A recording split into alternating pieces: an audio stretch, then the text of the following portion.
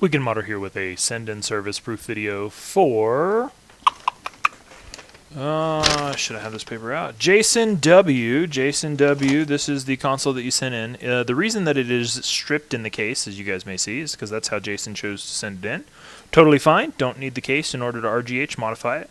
This particular console is a Falcon console, and if I use this little pair of tweezers to press the button in the center LED there, you'll see the blinking that we get back here on the Matrix chip, where we did the RGH 1.2 installation. You can see that it only had to go through one set of glitch cycle before getting an insta-boot.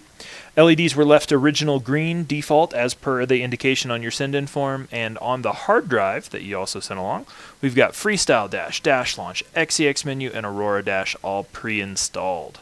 So by default, I've set up Dash Launch to go directly into Freestyle Dash. However, you can totally change it up to be however you like it to be in the Dash Launch settings. Check out the final confirmation email that the link to this video came in. There's some links to some really good other playlists on YouTube that you definitely want to check out. So thanks for trusting us with your console. We'll get this thing packed up and head it back out your way tomorrow. Thanks so much.